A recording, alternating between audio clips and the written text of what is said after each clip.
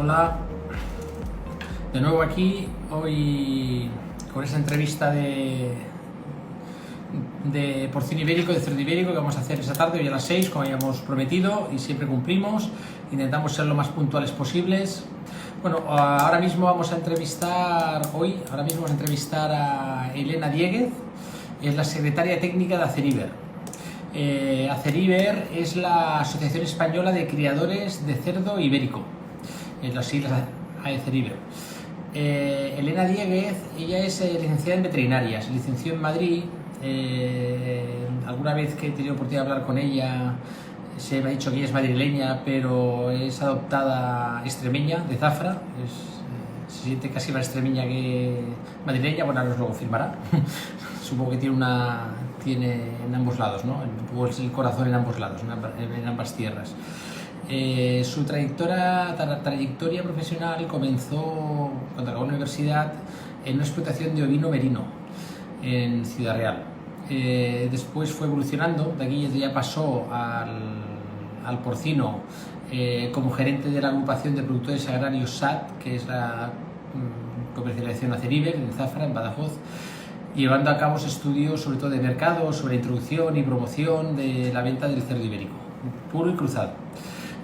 Simultáneamente colaboraba con empresas de transformación del cerdo ibérico, como una empresa que se llama Señorío de Montanera, si no recuerdo mal, y es presidenta de la Federación de Razas Porcinas Autóctonas Extensivas de la Unión Europea, el FESERPAE, que está integrada por diferentes razas porcinas: la Noir Bigorre, Porc Nustral, Porc Basque, Cinta Senese, Alentejano y evidentemente el ibérico. Es vicepresidenta del Consejo Regulador de la Denominación de Origen de Extremadura y fue presidenta de la Federación de Razas Autóctonas Extensivas, el GEDES, que lo conocemos todos como GEDES. Entonces voy a intentar invitarla, ya que estamos ya unos cuantos aquí. Aquí estoy, sí. Aquí estamos. ¿Qué tal, Elena? ¿Cómo estás? Pues muy bien, con bastante más calor de lo que debiéramos, pero muy bien. Sí. Sube un pelín la cámara para que no salga tu cara tan cortada, si puede ser.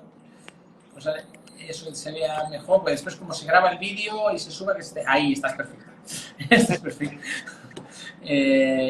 Bueno, Elena, hemos hablado estas últimas semanas, hemos hecho unas cuantas entrevistas vía Instagram a diferentes personas del sector, a Víctor de Copasa, Miguel Ángel Higuera, a CESFA, que hemos ido, y siempre a ICEPOR, a Julián Redondo, ICEPOR, hemos ido hablando mucho del ibérico, pero claro, ya lo que tocaba era hablar directamente, ya, asociación que agrupa al porcino ibérico, nos faltabas tú. Ya lo hemos conseguido. Aquí estoy. Os agradezco mucho la invitación. Vale, gracias por aceptarla.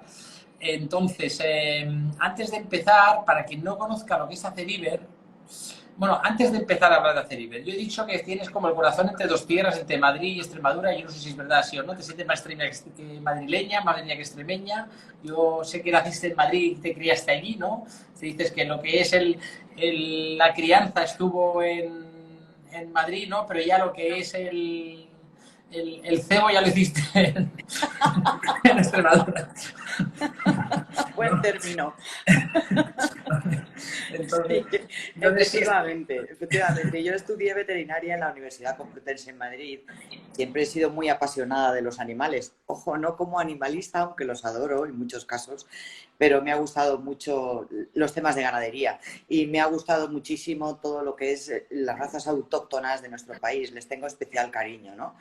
Y por eso me fui primero a Almadén, a esa explotación que era del Ministerio de Hacienda, del Instituto Nacional de Industria que existía entonces. Estoy hablando de una finca de 12.000 hectáreas que tenía 14.000 ovejas. Era una finca muy mala, pero muy, muy bien aprovechada por el ovino. Y de ahí ya pegué el salto a cerdo ibérico aquí a Extremadura y aquí llevo 33 años y me siento tan extremeña como el que más. Y además adoro esta tierra porque me parece una maravilla.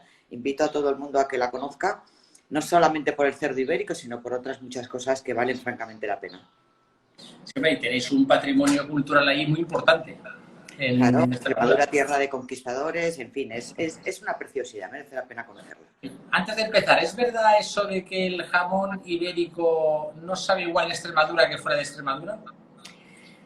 Bueno, verás, todo depende del momento en el que te encuentres y dónde te encuentres. Yo he tenido la oportunidad de probar unos jamones extraordinarios en los puntos más recónditos, incluso fuera de España, ¿eh?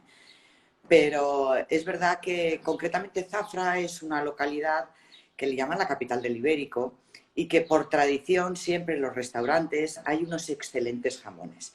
Si además estás en un clima maravilloso, en un entorno bonito y rodeado de gente que es amiga tuya o familia, pues entonces se reúnen todos los requisitos para que te parezca excelente todo, ¿no? Y entonces lo aprecias mucho más, ¿no? Pero en general en cualquier parte de España puedes consumir un jamón ibérico extraordinario. Vale, entonces ahora vamos a empezar un poquito con Aceriver. Yo sé que Venga, se constituyó en el 85, si no correcto. estoy equivocado, y se constituyó con una finalidad básicamente de defensa del cerdo ibérico. Entonces, pero explícanos un poquito a qué función hace, cómo está constituida, quién agrupa, un poquito qué objetivos tienen. Vale, mira, hay que tener en cuenta que cuando Aizeriber nace en el año 85, la peste porcina africana en nuestro país estaba acampando a sus anchas. Era un desastre auténtico y las piaras de cerdo ibérico tenían los días contados, se podía decir. Era bastante frecuente que diariamente se sacrificaran partidas extraordinarias de cerdos ibéricos como consecuencia de esta patología. Y el hecho, el hecho de mencionaros esto es para que veáis el entorno en el que se crea, ¿no? Porque según ganaderos que entonces constituyeron esta asociación como fundadores, el ibérico estaba casi al borde de la extinción. Hablamos de 5 o 6 mil reproductoras cuando a mediados de ese siglo pasado había 500.000 madres. Es decir, que estábamos a punto y decían, es que vamos a acabar viéndolos en el zoológico, los ejemplares de cerdo ibérico, etcétera, ¿no? Entonces nace con una tensión extraordinaria de poder garantizar la conservación de esta genética tan excelente y de un producto inigualable, ¿no? Con la amenaza, insisto, y la espada de Damocles permanente de la peste africana. Entonces nace con esa idea y por lo tanto tiene una vertiente muy clara sectorial y de defensa y de mantenimiento de unas explotaciones. Pero al mismo tiempo está la raza. Y como tal, la raza representa ese patrimonio genérico que he dicho, esa forma de hacer, ese manejo, ese producto extraordinario. Y entonces surge la necesidad de crear el libro genealógico, que se crea en el año 87. A continuación se crea el programa de selección en el año 92 y paralelo a ambas cosas, la conservación propia de la raza de las variedades que están en peligro de extinción. Nuestro principal trabajo fue conocer al cerdo ibérico, porque realmente escrito y con apoyo científico de experiencias realizadas había muy poco. Estamos hablando de hace muchos años, ¿eh? Y entonces conocíamos al cerdo ibérico, descubrimos las distintas variedades del ibérico, que entonces se llamaban de una manera y ya se llaman de otra, y empezamos a conocer un poco también sus cualidades desde el punto de vista de calidad de carne. Entonces, nacemos para defender, fomentar y proteger al cerdo ibérico, para estudiar y conocer y mejorar al cerdo ibérico, y para conservar las variedades en peligro de sectoribilidad permanente. Y eso era un problema serio. Ahora estoy en el alza de los precios y estoy, como decía un ganadero de toda la vida de Badajoz, Antonio Egea Colás, el ibérico es el que me llena y me vacía la cartera, ¿no? Vivíamos ese diente de sierra permanentemente, algo que afortunadamente hasta antes de esta crisis habíamos parecido superar. Pero en fin, ahora la situación es netamente distinta. Y entonces ese es el motivo de nacer Aizeriber. Y quiere formar al ganadero, y quiere instruir al ganadero, informar al ganadero, tratar de unir los intereses de ganaderos. Por eso constituimos una agrupación de productores agrarios, que hoy en día es una gran cooperativa que se llama Ibercom. Ese es nuestro interés, por supuesto sin ningún tipo de ánimo de lucro, obviamente. Vale, una cosa que se me olvidó decir al principio, porque veo que ya me lo están preguntando por aquí, es que efectivamente sí, esta entrevista que te hacemos ahora la dejamos grabada, queda como story dentro de Instagram durante 24 horas y después la descargamos en ese momento, después, durante esas 24 horas y al siguiente día se deja colgada en el canal de YouTube de Porcinos en Español. Porcinos en Español, ahí están todas las entrevistas grabadas y quedan ya fijas. No es en directo, la ventaja en directo es que puede hacer preguntas. y te pueden, Claro, me pueden perfecto. criticar a mí, o te pueden decir que bien o que no bien, ahora es el momento. Si la pregunta llega con el tema, yo te la haré. Si no se sale el tema, pues tú misma la irás viendo ahí durante la Vale, entrevista. perfecto. Entonces, dentro de... Has hablado un poquito de la raza también. Has hablado que entonces, como una visión de las que tienes, la forma es fomentar la conservación y mejora de la raza. Es una de las cosas que más Sí. o menos has introducido. ¿Y de cuáles son las principales acciones llevadas a cabo para ello? Pues para ello, y con respecto a la raza, lo principal es el desarrollo del libro genealógico como herramienta base de la selección y la conservación. Eso es lo elemental, como cualquier tipo de asociación de ganado selecto que existe. Es decir, una vez que conocemos el animal, una vez que conocemos sus variedades, vamos a ver cómo podemos mejorar su eficiencia productiva, teniendo en cuenta que tenemos que conservar unas características de carne, de crecimiento y no convertir el cerdo ibérico en un cerdo precoz, sin ánimo de menosprecio de ningún tipo, sin perder su carácter autóctono. ¿Cómo podemos mejorarlo? Mira, sin ir más lejos, te puedo comentar que todavía se ve por aquí en alguna explotación ganadera, lo que eran las zahurdas antiguas, donde las cochinas entraban a parir. Eran unas obras de piedra sobre piedra, ¿verdad? No era ninguna cosa de mampostería en condiciones como tenemos actualmente. Y el tamaño de la puerta era el equivalente a una marrana de 6 arrobas. Vamos a ponerle, no llega a 70 kilos. Es decir, las cochinas eran pequeñas porque su manejo, su alimentación y su sanidad era incomparable con lo que tenemos ahora. Ahora las cochinas son ejemplares adultas que llegan a pesar sus 12, 14, 15 o 16 arrobas incluso, en su desarrollo sin necesidad de estar necesariamente gordas. Por esto digo que la importancia que tiene manejar el ganado adecuadamente y tratarlo sanitariamente y alimentarlo adecuadamente para que dé todo de sí. Aparte, está la vertiente genética de todo esto, y es qué caracteres productivos quiero seleccionar y dónde están genéticamente anclados esos caracteres productivos. Ahí es donde estamos, en esa fase estamos en este momento. Si yo quiero mejorar el tamaño de la paleta de mis cerdos ibéricos, porque consideramos que es un poco modelo raqueta ping-pong, que digo yo, en tono jocoso, vale, pues tengo que saber qué genes son los que tengo que cambiar, alterar o mejorar. Son lo que se llaman caracteres productivos. O si quisiera mejorar la prolificidad, cosa que en el cerdo ibérico, en algunas partes del sector del porcino se asombra mucho cuando digo esto. No es una inmensa preocupación para las producciones tradicionales, para las producciones de cebo o cebo de campo. Lógicamente, cuantos más haga, mejor. Tengo pequeño margen, pero en un amplio volumen. Y en esa fase estamos. Esa es una fase muy novedosa dentro de la genética molecular y no es fácil, no es sencillo, pero trabajar en eso es en lo que estamos dedicados en este momento.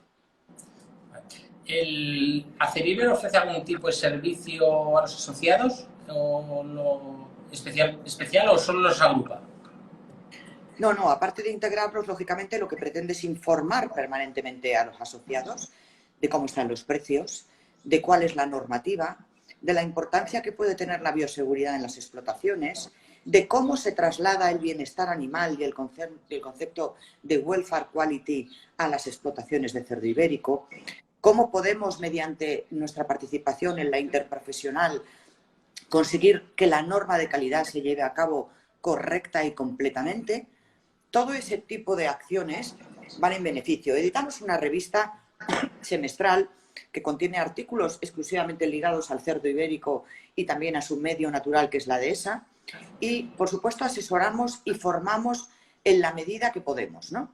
Y esa formación puede ir encaminada pues, a la inseminación artificial, por ejemplo, o mediante la creación de grupos operativos para decirles a los ganaderos qué tratamientos deben aplicar en sus dehesas para evitar el problema de la seca o para una repoblación efectiva a ese nivel. Nosotros no somos una organización agraria al uso, O sea, nosotros no gestionamos ayudas de la PAC. Para empezar, el cerdo ibérico no tiene ayudas de la PAC, para empezar, ¿no? Pero nos preocupa mucho cómo se nos ve fuera de España, en el ámbito de la Unión Europea y en el resto del mundo, a nuestra raza, a nuestro medio y a nuestro producto. Y por eso precisamente se constituyó esa Federación de Razas Autóctonas Extensivas de la Unión Europea, donde hay otras razas mucho más minoritarias que el cerdo ibérico en cuanto a volumen, pero que también son tradicionales y tienen productos normalmente distinguidos por una figura de calidad. Y queremos que la Unión Europea sea consciente de que el porcino en Europa no es solo el porcino de capa blanca, que existen otros porcinos y que hay que tenerlos en cuenta a la hora de establecer determinadas legislaciones, porque hay algunas que son inviables de llevar a cabo en ciertas explotaciones del ibérico. Para la gente que no conozca bien el sector porcino y en concreto el ibérico, todo el mundo lo conocemos porque es el buen jamón, ¿no? ¿Cuáles son las características reseñables que tiene el cerdo ibérico? ¿Qué lo diferencian del de capa blanca? Y además, ¿sabes? Nosotros que estamos en este sector lo tenemos un poquito más dominado, pero claro, cuando uno va a comprar cerdo ibérico a la tienda, hay que hacer un máster. Sí, correcto. Hay que hacer un máster. Entonces, ¿cuáles son las características más reseñables del cerdo ibérico? Vamos a ver, el cerdo ibérico, como una raza autóctona que es, tiene una serie de virtudes y una serie de inconvenientes. El inconveniente principal es que tiene una baja precocidad. Es un animal que crece lentamente. No es un animal que está hecho para obtener un crecimiento rápido y con mucha proporción de magro. No está pensado, no nació para eso, no está concebido como tal y por lo tanto no está dedicado a eso. Así como un cerdo blanco, que además, hay que decirlo, por parte de todo el mundo ha sido seleccionado genéticamente durante muchas décadas para conseguir ese mejor crecimiento y esa mayor proporción de magro. En el caso del cerdo ibérico, lo que hacemos es tratar de conseguir que el animal crezca lo mejor posible conservando sus características de carne. Porque la mayor virtud que tiene el cerdo ibérico es la grasa intramuscular que tiene. Ojo, distingo esto de lo que es el veteado. Quiero hacer este matiz porque es muy importante. El veteado en un jamón no es grasa intramuscular. La grasa intramuscular está dentro de la propia fibra muscular y por lo tanto no es visible a simple vista. La grasa que vemos en ese veteado es una grasa entre las fibras musculares. Es distinto. Ese porcentaje alto de grasa intramuscular y el tipo de grasa que almacena es lo que le confiere unas características netamente distintas. Esa pezuña negra, que tanto decimos pata negra, etcétera y tal, primero no es exclusivo del ibérico y hay determinados tipos de ibérico que tampoco tienen la pezuña completamente negra. O sea, que no sirve como punto de referencia, ¿vale? Entonces, es poco precoz, pero al mismo tiempo es muy rústico. Por eso es el ideal para andar por el campo. Es el ideal para aprovechar los recursos naturales. Es el ideal para aprovechar la montanera. Eso no quiere decir que todo cerdo ibérico aproveche la montanera, lógicamente. Solo una parte de ellos, ¿no? Pero precisamente su tipo de fibra muscular, su grasa intramuscular y el tipo de grasa que almacena es lo que hace que ese jamón ibérico sea excelente, sea único, sea distinto a cualquier otro producto. Y quiero reseñaros también que hay otras razas autóctonas en España, que no es el ibérico, como puede ser el porco celta, el astur celta, el mallorquín, el canario, el chato murciano, que tienen mucha similitud en algunos de estos aspectos con el ibérico, porque son también razas autóctonas. En general, el cerdo de capa blanca procede de razas mejoradas en Canadá, en Italia, en el resto de Europa, en Estados Unidos, digamos ya el Duroc, por ejemplo, que son netamente distintas, aunque todos ellos son cerdos, claro. Entonces, eso cuando vemos nos ponen el cerdo, vemos ese veteado blanco y dice, mira, este cerdo ibérico es bueno, no, eso no es así. No, eso no, es que está no engrasado, tiene, que tiene grasa, eso es que tiene grasa, no que tiene grasa. Eso tiene grasa, efectivamente, y no tiene por qué ser mejor. Vale. Vamos, una de las características del músculo del cerdo ibérico es que es muy oscuro, tiene mucha mioglobina, porque además es un animal que ha hecho mucho ejercicio y tiene mucha edad. Entonces, a lo mejor ves un jamón con ese veteado blanquecino, esas rayas blancas, y a su lado ves un oscuro, y a ti te parece que es mejor el del veteado. Pues deberías probar el oscuro porque sabrá netamente mejor. Sí. No, eso sí, mira, hay una famosa tienda de jamones, sobre todo en la zona donde está Greenhill, estamos nosotros, que es la zona de Barcelona, Sí. el cartel negro con letra blanca, no voy a decir nombres, pero entonces ponen ahí todos los jamones de diferentes tipos y además tienen, cada uno tiene un precio y vas viendo cómo se va oscureciendo. Poco a poco, a medida que vale más, es más oscuro el jamón. Porque es Y, 100% ibérico. sí. Entonces, estas características, ese gusto especial que tiene tan bueno, se debe básicamente a la grasa intramuscular. Se debe básicamente a la grasa y el tipo de fibra. El tipo de fibra que tiene el cerdo ibérico es netamente distinto del que puede tener un cerdo de capa blanca. Es la constitución en sí de la fibra muscular y lo que le confiere al cerdo ibérico es una mayor terneza. Si a eso le unimos que tiene grasa intramuscular, dentro de esa fibra muscular, además le aporta jugosidad. Con lo cual, unimos los dos. ¿Cómo llaman al sabor unami? Al sabor unami, que es el que llaman un sabor excepcional, ¿no? Pues ese sabor unami reside principalmente en esto. Vale. Todo el mundo conocemos el jamón. El jamón, lo que es la, la pala trasera y la paletilla. Pero hay otros productos que se obtienen del ibérico, que son exquisitos, ¿no? ¿Nos puedes hablar un poquito de esos productos y qué los diferencia? Si es el mismo proceso, o sea, el tema es al final es lo mismo, es la grasa, el tipo de grasa y todo esto, o se debe ese gusto también excepcional a otras cosas.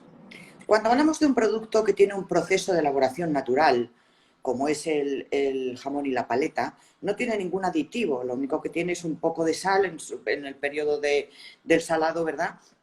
Lo que verdaderamente afecta a las características del producto es, por supuesto, que el proceso se haga convenientemente, pero es la materia prima. La materia prima, cómo es ese jamón o esa paleta en fresco, es lo que va a hacer que ese producto sea mejor o peor. Cuando hablamos y en esto te puedo incluir todo el capítulo de carnes frescas, panceta, ¿vale? O sea, te puedo incluir cualquiera de esos otros productos que no tienen ninguna transformación distinta de un proceso natural. Ahora, cuando hablamos de un embutido, por ejemplo, un lomo embuchado, o hablamos de un chorizo, de un salchichón, de una sobrasada, de incluso un fuet que se puede hacer, no se hacen muchos tipos de embutido ahora sobre carnes de cerdo ibérico, ya influye mucho el aliño. El aliño afecta considerablemente a cómo es el embutido. Por ejemplo, es muy reconocido en el sector que en la zona de Salamanca, en Guijuelo concretamente, pues son maestros chacineros y hacen un chorizo y un salchichón extraordinario, ¿no? También está muy de moda ahora hacer el lomo doblado que llaman el lomo blanco, que no lleva nada absolutamente de pimentón. Entonces sabe a la materia prima también, porque están exclusivamente conservado en manteca, ¿no? Entonces, todo lo que no tenga una manipulación en ningún tipo de aditivo natural o no, requiere una materia prima excelente. El resto puede ser más o menos matizado y dependerá muy mucho del aliño que yo utilice a la hora de hacerlo. Vale.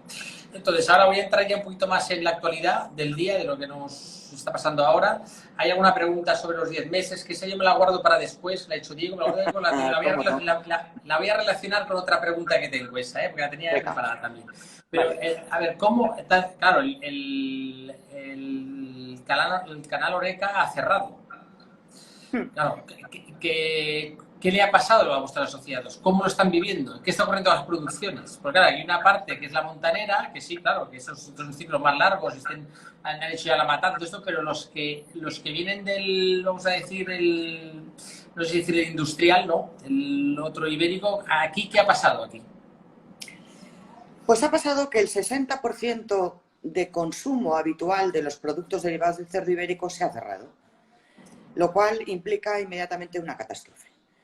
Una catástrofe porque la retracción por parte de la industria ha sido casi inmediata. Si no vendo, no compro. Es probable que lo que compre ahora lo vaya a vender caro, pero lo que compré caro lo estoy vendiendo muy barato. Aquí no se trata de quién lo pasa mejor o peor, ¿eh? No quiero hacer ninguna comparación entre industria o sector productor.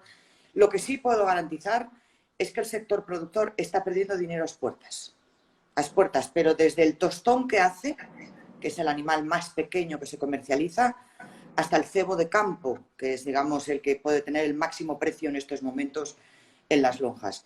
Estamos hablando de precios que van desde el 60% por debajo de lo que teníamos antes del COVID hasta el 25% en el caso de los cebados. Eso es una venta a pérdidas en toda la regla. Es una ruina absoluta. Y además el ganadero, para su desgracia, como primera parte de esta cadena, el primer eslabón, no tiene dónde acudir. Y la alternativa de sacrificar él sus propios animales y elaborar las piezas a maquila y demás, tenemos experiencias previas francamente negativas y es poco recomendable.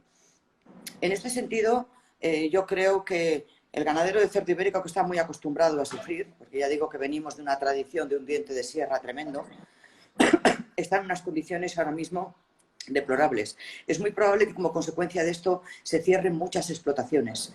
Se están entregando producciones de cebo a 12 y 11 euros la arroba, cuando originalmente estaba a 24. Estamos hablando de una reducción del 50%.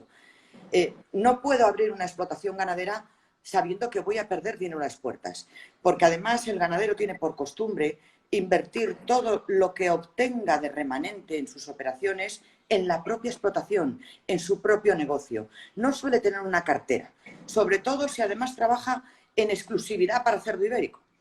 No hay PAC, no hay ayudas de ningún tipo, no hay nada absolutamente a lo que agarrarse. Entonces la situación es francamente dramática. Esto se ha trasladado al Ministerio de Agricultura, a las comunidades autónomas, incluso a la propia Unión Europea, pidiendo ayuda, socorro, que no podemos sobrevivir.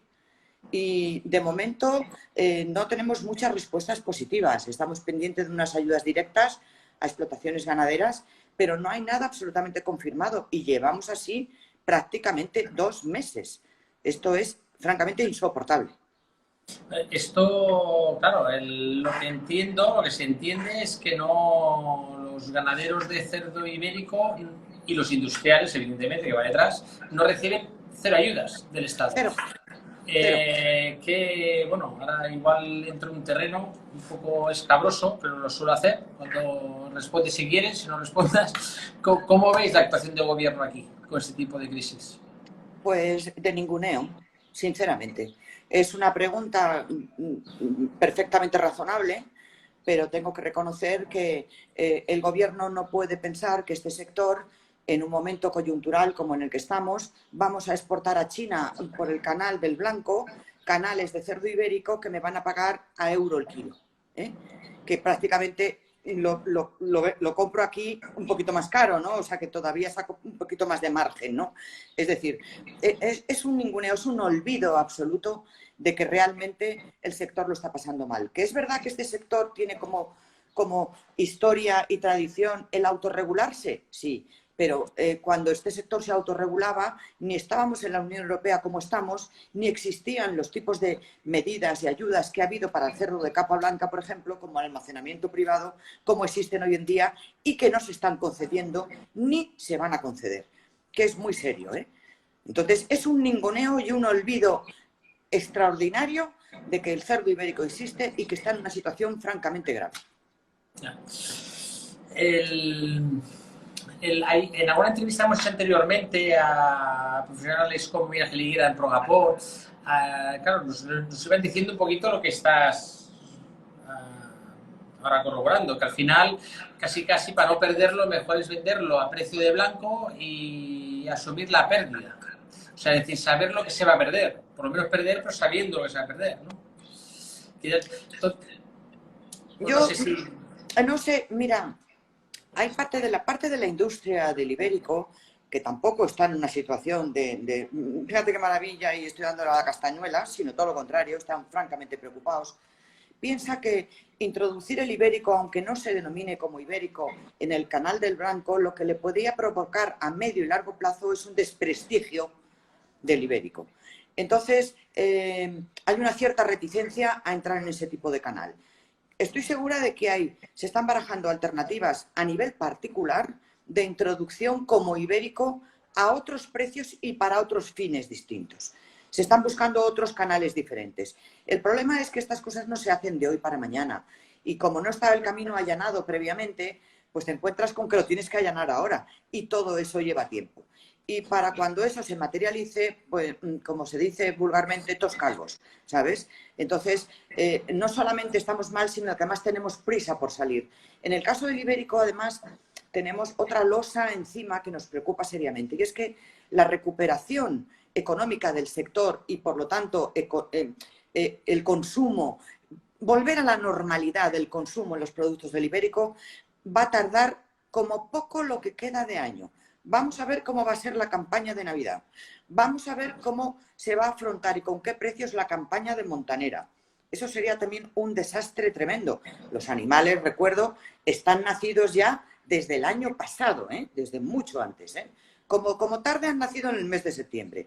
Vamos a ver qué consecuencias tiene sobre todo eso para valorarlo más a fondo. Y a mí me gustaría que este foro que vosotros habéis creado, que os felicito personalmente, sirva para que la Administración se dé cuenta de que esto no es un capricho, que no es una cuestión coyuntural, que en cuanto levanten el confinamiento volvemos a la naturalidad. No, señor. Esto no va a arreglarse tanto. Y por lo tanto necesitamos un poquito de apoyo. Yo no digo que mucho, jamás el ibérico ha tenido ningún tipo de ayuda. Ahora se está pidiendo por primera vez. Podían escucharnos, ¿no? ¿Vosotros desde Aceriber podéis hacer algo por el ganadero? ¿Hay alguna persona que me pregunta por aquí? ¿Alguna acción para ayudar, apoyar? Claro, lo que estamos es insistiendo a comunidades autónomas como Extremadura, Andalucía, Castilla y León, donde hay más presencia del ibérico, lógicamente, y al propio Ministerio, por favor, hacernos algo, por favor, ayudarnos.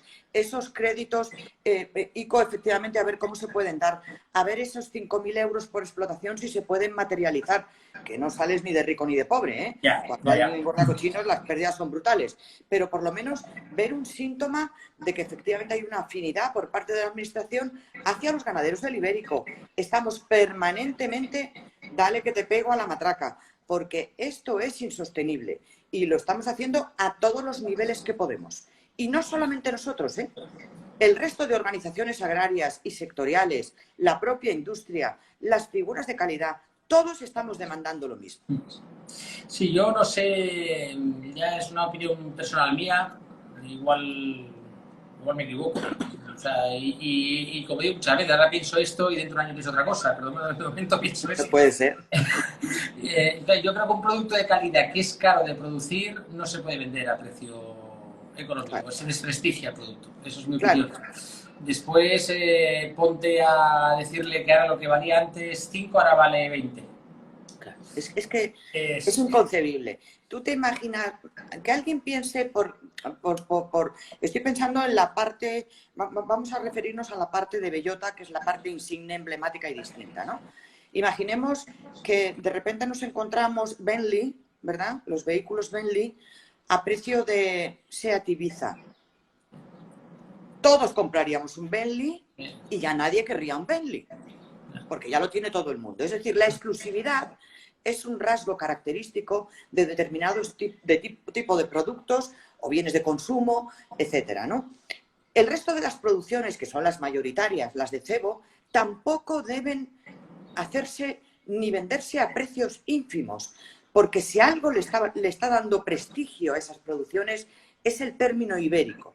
Si el consumidor llegara a asumir ibérico a jamón de cerdo blanco, serrano con todos los respetos para el jamón serrano, dejaría de tener ese valor, jamás recuperaría sus precios anteriores.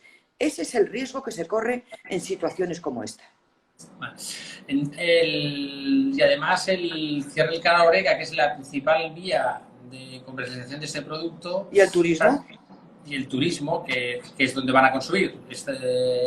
Afecta, imagino que la Semana Santa ha sido dura, ha sido muy dura, se ha perdido. ¿Tenéis establecido, catalogado, o sabéis lo que ha supuesto de pérdidas económicas la Semana Santa y lo que se espera para el verano? La verdad es que en su momento, y a petición de FEAGAS, yo hice un estudio muy somero y muy poco detallado, francamente, de cuáles eran las pérdidas del sector, y estábamos hablando del entorno de 1.500 millones de euros. Es que es una cifra galopante, galopante. Solamente las pérdidas en el sector primario superan los 500 millones de euros.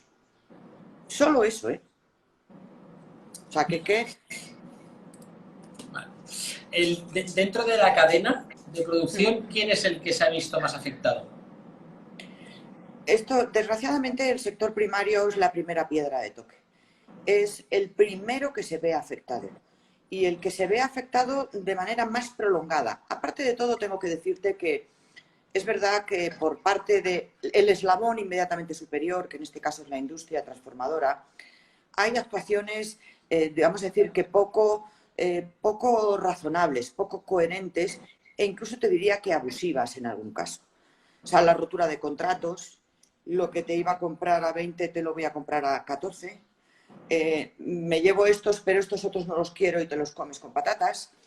Eso tengo que decir, lógicamente, que no es la generalidad, ¿eh? La generalidad es que tanto la industria como la ganadería están tocados. De momento, el que está machacado realmente es el sector primario, ¿no? Luego le va a venir, y más prolongadamente, le va a venir a la parte transformadora, ¿eh? Lógicamente. Pero digamos que la industria normalmente tiene más facilidad de acceso a créditos, incluso estos créditos ICO que se han habilitado, suele tener más cartera que lo que tiene el sector primario y tiene más salidas que la que tiene el sector primario. Porque yo o le vendo a la industria transformadora o no puedo hacer absolutamente nada. Ellos, entre la industria transformadora, buscan otras alternativas, entre ellos se hacen intercambios de un tipo o de otro y tienen más facilidad de salida de presentación de producto, de esto lo pico, esto lo hago así, esto lo vendo aquí, esto lo vendo allá, etcétera. Y eso es más fácil. Vamos a ver, más fácil, fácil no es nada, ¿no? Pero tienen más alternativas y más posibilidades que lo que tiene el sector ganadero, que está desgraciadamente entregado completamente a la industria transformadora. Vale. Entonces, con Miguel Ángel Higuera, nos estuvimos hablando de esto. Voy a aprovechar aquí un par de preguntas de Diego que nos han entrado ahora. Claro, se hablaba que la norma indica, como dice Diego, que necesita 10 meses de vida, de matanza. Claro, por un lado, como indica bien, ¿no? Ha mejorado la genética, ha mejorado la nutrición, pero por otro lado también la venta y comercio del producto. ¿No se podría adaptar esa norma de alguna forma para que no sea tan estricta en los 10 meses y poder tener cierta flexibilidad para vender eso? ¿O propones otra cosa? Pues mira, precisamente esa cuestión se ha abordado en la reunión de la interprofesional de la Junta Directiva de ASICI, la hemos tenido este lunes, hace 2 días, y se ha puesto sobre la mesa. El argumento que se esgrime es, si no estuviéramos tan centrados en el canal Horeca y tuviéramos más opción de venta en la gran superficie, no estaríamos en la situación en la que nos encontramos ahora. Ese es su argumento, ¿eh?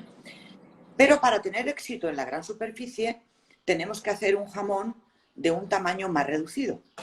Y para hacer un jamón más pequeño necesito sacrificar los cerdos con menos peso y menos edad. Vale. Todo esto tiene su lógica y su sentido, ¿verdad? Ahora bien, yo ante esa alternativa lo que opino y lo que opina Eceriver es lo siguiente.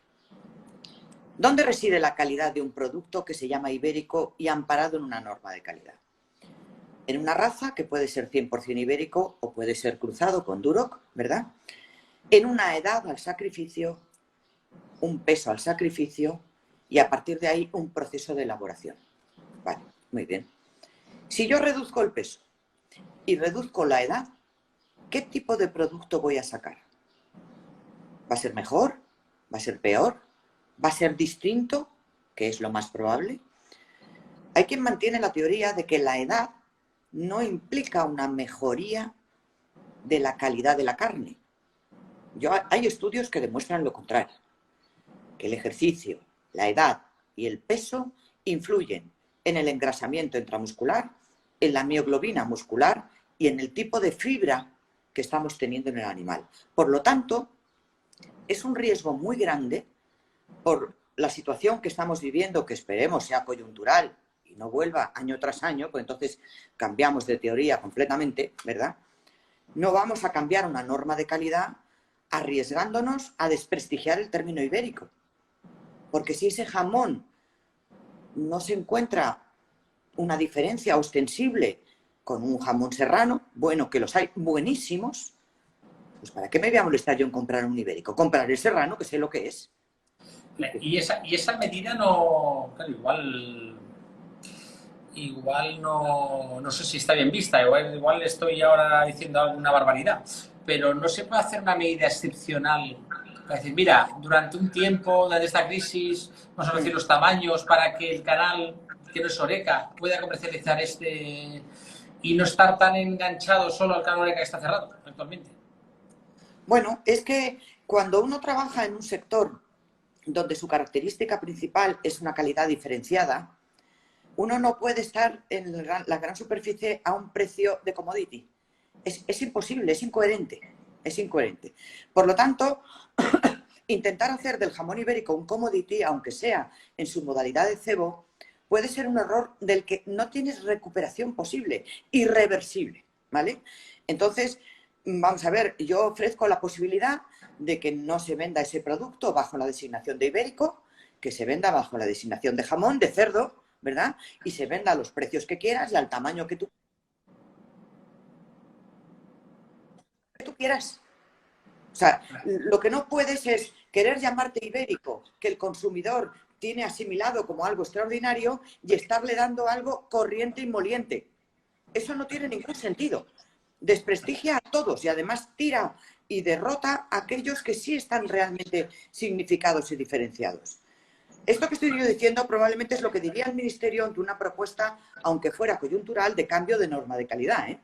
Probablemente decir, oiga usted, hágalo fuera de norma de calidad, lo vende usted como jamón, y lo vende usted en la gran superficie a precio de chiste, al precio que usted quiera. Pero no, y aparte de todo, en esta reunión de la interprofesional se dijo que, bueno, que sobre la norma de calidad es probable que haya que incorporar otra serie de cambios y, por lo tanto, hay que abordar un cambio global, no un cambio específico. Y por este motivo, no, mira, ahora podemos hacer cerdos de 8 meses. Si yo comprendo que lo quieran hacer de 8 meses, lo entiendo, lo comparto. Y a lo mejor yo, si fuera ganadera, haría exactamente lo mismo. Pero no voy a venderlo como ibérico, voy a venderlo como otra cosa. Y lo vendo fenomenal, me va a costar muchísimo menos hacerlo y se podrá vender mucho más barato. Claro, ahora, claro, el producto que se vende en China, se vende fuera de ibérico como blanco, claro, ¿va sin la denominación o con la denominación? Sin la denominación. Claro. Lo que quiere que el Ministerio se meta en el canal del blanco son 4 medias canales, o sea, 4 cuartos de canales, y van para consumo en fresco, exclusivamente. Y no se va a vender bajo la designación de ibérico. Vale. En los cambios, ¿se han propuesto algunos cambios en la norma? ¿Tenéis alguna reunión para...? O aquí preguntaremos cuáles son esos cambios, están preguntando. Bueno, los cambios son en multitud de aspectos, ¿no? Cuestiones de la montanera, el peso de entrada en montanera, sobre todo cambios que se han visto a la hora de llevar a la práctica la norma de calidad, que las actuaciones que obligatoriamente deben llevar las entidades de inspección son absolutamente contraproducentes y además absolutamente negativas y no repercuten en una mejor calidad del producto, que es lo que se persigue con la norma de calidad. Y están en muchos ámbitos, ¿eh? En el ámbito de la industria transformadora, de la certificación, de la inspección, de la edad, del peso, de la reposición de montanera, de las cargas ganaderas, en fin, de multitud de factores. Por eso hay que analizarlo desde un punto de vista global y ahí iniciamos las batallas que cada 5 años tenemos aproximadamente durante 2 años para llegar a ponernos de acuerdo en qué términos queremos cambiar esa normativa. La verdad es que es lento, esos procesos son lentos, ¿no? Son muy lentos, sí, son muy lentos porque hay muchos intereses y muy encontrados. Aparte de todo, tengo que decir que el cerdo ibérico y su sector lo que ha dado es una lección de seriedad a la hora de admitir la publicación y aplicación de una norma de calidad de estas características, ¿eh? Hay pocos sectores agropecuarios que no sean figuras de calidad, ojo, ¿eh? Estamos hablando de la totalidad de la producción del sector, ¿eh? Que sí, que tiene un carácter voluntario, pero que o me meto en la norma no puedo utilizar el término ibérico, con lo cual lo que he hecho toda mi vida tengo que dejar de hacerlo, ¿no? Entonces, quiere decirse que todo un sector está apostando por una trazabilidad, por una normalización de la producción, por una transparencia, por una información fidedigna, por una promoción en condiciones, y eso hemos sido pioneros en todo el sector agropecuario español, ¿eh? Sí, nos habías comentado que hay estudios que identifican el equilibrio físico y el tiempo en montanera para una mejor calidad y otros que dicen que no hay diferencia. Pero la edad también es importante ahí. Hay estudios que indican que la edad es importante. Vamos a ver si se han hecho estudios efectivamente donde la edad era uno de los factores a analizar, teniendo en cuenta que estábamos hablando de producciones de montanera, pues hacer un animal que se sacrifica con 18 o con 24 meses, la diferencia es esencialmente grande, ¿vale? Ahora bien, cuando hablamos de un cerdo de cebo y la diferencia es de 2 meses, de 10 a 8 meses, pues yo no sé si va a haber tal diferencia. En cualquier caso, lo que hay que hacer es estudiarlo, no lanzarse a la buena aventura, ¿verdad?, sin saber las consecuencias que eso conlleva. Vale. Ahora, imaginemos, yo soy un productor de cerdo Sí. ibérico. ¿Qué solución tengo yo ahora a corto plazo? No hay ayudas del gobierno, no hay que... ¿Cómo puedo salir de, aparte, claro, imagina, aparte de apretarse el cinturón bien apretado, pero claro, el día a día de la explotación me hace invertir, yo no puedo dejar a los animales sin comer, ¿no? No, no, por supuesto. Claro. Entonces, ¿qué solución tiene un ganadero? Reducir la producción. Nada más. Es la única alternativa que le queda. La única absoluta. Tienen estos, porque eso tendrá que comercializarlo inevitablemente, no se lo puede quedar eternamente, ¿verdad? Y lo tendrá que vender a precios irrisorios, pero lo que tiene que hacer es reducir su producción. Y esto traerá un efecto rebote. De aquí a 8 meses, 10 como máximo, veremos la situación completamente contraria, ¿eh? Y es que habrá poquísimos animales y el precio será altísimo. Y volveremos a los dientes de sierra que tanto odiábamos, que conocíamos y odiábamos y de lo que nos habíamos librado afortunadamente en los últimos 5 años. Pero yo no veo ningún otro tipo de alternativa, hombre. Iba a decir manifestarse, pero ¿cómo te vas a manifestar si no te puedes juntar con nadie ni moverte en ningún lado, ¿no? No puedes hacer absolutamente nada. Presionar a todos los niveles para que todas las organizaciones que integramos a los ganaderos sigamos a su vez presionando hasta que consigamos obtener algo. Ya se está modificando las inseminaciones, las fases en las granjas para reducir esa cabaña. ¿Está ya pasando actualmente? Sí. No es un hecho constatado numéricamente en Ítaca, por ejemplo, en la base de datos del sector que lleva la interprofesional, porque todavía no se ha trasladado la información, pero es una realidad. Se están retirando reproductores y no se están dejando animales para su engorde de momento. Yo no puedo abrir aquello sabiendo que voy a perder dinero y, como decías tú antes, sin saber cuánto, ¿eh? Que es lo peor de todo. Si muy poco, mediano o muchísimo, ¿no? Entonces no puede ser, ¿no? Y esto yo calculo y estimo, es una opinión mía muy personal, ¿eh? Que esto conlleva una reducción entre el 20 y el 30% de los efectivos, ¿eh? Y además es, claro, son personas, explotaciones que viven de esto. O sea, es que no, es que viven de ello. Y están en una región, en una zona que la producción es ganadera. O sea, no estoy en la ciudad de Madrid, en Barcelona, en Bilbao, que ahora trabajo aquí y me busco. No, es una empresa. No.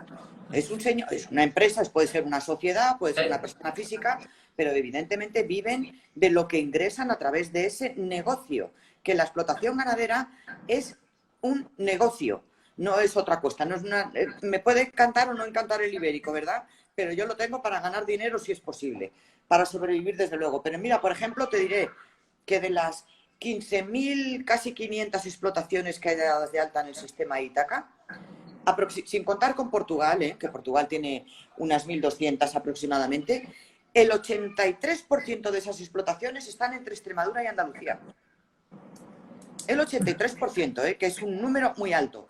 Y los reproductores se localizan fundamentalmente, primero en Extremadura, después en Andalucía y seguido muy de cerca por Castilla y León. Los reproductores.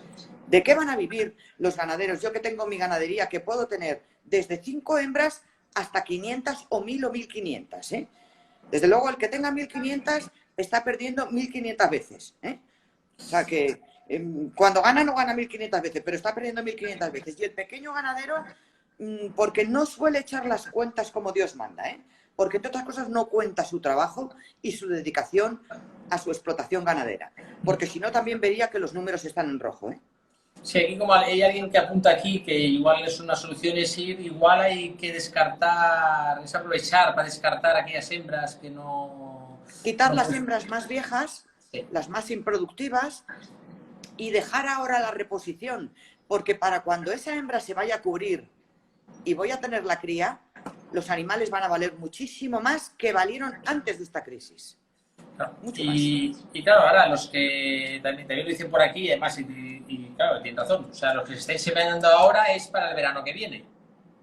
Claro, y es un Efectivamente. poquito lo que decía, ¿no? El problema lo tenemos ahora, el verano que viene normalmente Exactamente. esperemos que igual, claro, en la reducción que hay ahora de inseminación, claro, no es, por mucho que lo haces ahora no salvas el problema lo tenemos ahora, claro. El problema Ahora, lo tenemos en este momento y gracias a Dios, por lo menos en el suroeste de España estamos teniendo una primavera francamente buena, pero claro, no olvidemos que el porcino no es un rumiante, ¿sabes? O sea, come hierba y esas cosas, pero necesita un aporte proteico que no tiene los pastos naturales, ¿no? O sea, que algo hay que darles de comer, ¿no? no se pueden buscar canales alternativos a la Oreca. Yo sé que igual es muy típico eso, ¿no? Pero hay igual las crisis, lo que muchas veces ayuda a las crisis es para innovar y para lo que no habíamos pensado, lo habíamos hecho, pues igual no se puede hacer algún trabajo que sea, pues, no sé, venta directa vía Amazon, no sé, crear cosas para que yo sé, por otra parte, yo sé que el cerdo el jamón ibérico está muy ligado a la festividad, ¿no? A la reunión familiar, a Sí, la festividad, claro, sí. ahí tenemos un pequeño problema por ahí, ¿no? Porque, pero no podemos buscar otros canales alternativos, otras vías de exportación, otros, no sé, otras... De hecho, se están haciendo, Luis. De hecho, la industria transformadora yo sé que está embarcada, ya pasó en la crisis de los años 8, 9, 10, que duró hasta el 12, el 13, ¿verdad? Que fue un espanto, aquello fue peor todavía y había más animales que ahora. Sí está buscando, están mejorando y trabajando muy a fondo con las ventas online.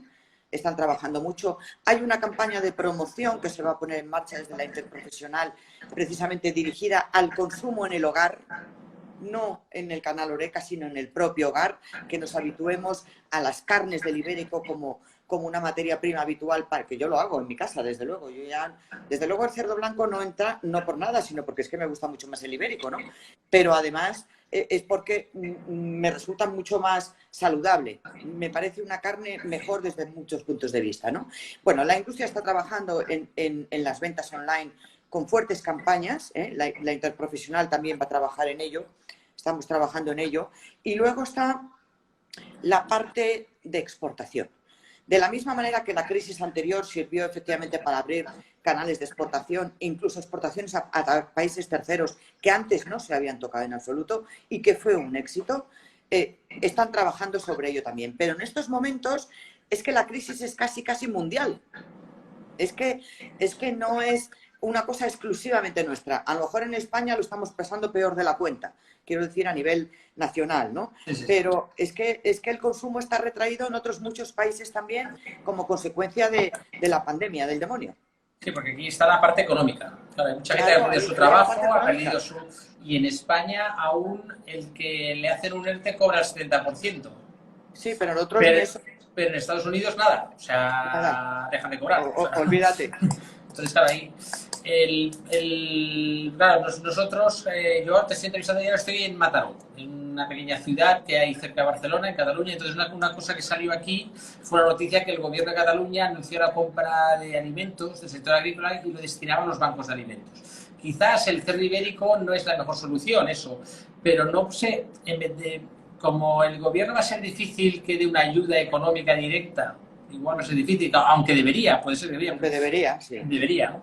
Pero no podría ser una forma de que sea el gobierno que compre a los más afectados, como el cerdo ibérico, gente que hace cocherías, compre estos productos y los utilice dentro de estos bancos de alimentos o comedores. Fíjate, te sorprendería saber la cantidad de donaciones a cero que se está haciendo por la industria transformadora de producto elaborado, cortado y envasado de todo tipo, desde jamón, paleta, embutido, etcétera. Y hoy mismo, desde la industria tradicional, se ha gestionado también una donación de carnes frescas para el banco de alimentos, para los comedores sociales. O sea, se está participando en actividades de ese tipo, pero no al nivel que tú estás comentándome hace un momento. O sea, no que la administración compre y que lo dé para el banco de alimentos. La administración no entra en eso para nada, ni tan siquiera lo ha hecho con el cordero, con el cabrito, que en las mismas circunstancias exactamente igual está el tostón, ¿sabes? exactamente igual, y no han querido saber absolutamente nada de ello, ¿no? Y me consta que hay quien está congelando tostones, ¿eh? Porque de cara a Navidad probablemente tengan cierta salida, pero también es verdad que se van a dejar de hacer, ¿eh? Porque van a dejar de nacer animales. O sea que, pero la administración, yo francamente no cuento con que la administración vaya a emprender ningún tipo de actividad, aunque me consta, por otra parte, que las 3 comunidades autónomas más importantes y sobre todo, según me han confirmado por parte de Extremadura, se van a habilitar algún tipo de ayudas para el sector del cerdo ibérico, ¿eh? Lo que no sé es ni cómo, ni cuánto, ni cuándo. Esto todavía está por ver. Vale. ¿Cuánto crees que puede aguantar cuánto crees que puede aguantar el sector con el canal Horeca cerrado? Y ahora me explico un poquito más. Yo sé que ahora se han hecho las fases, que fase 0, 1, 2, 3. Pero ahora resulta que los bares, restaurantes pueden empezar a vender a domicilio o suministrar. Pero claro, yo en mi casa al lado hay 6 7 restaurantes cerca de mi casa y ninguno va a abrir hasta finales de mayo como mínimo. Porque con muchas... Entonces, ¿cuánto? Y ya veremos a finales de mayo si les interesa, porque a lo mejor no les salen los números tampoco al restaurante. Entonces, ¿cuánto tiempo puede aguantar esto? O sea, ¿cuánto tiempo no debe durar esto para que ya no sea la ruina absoluta del sector?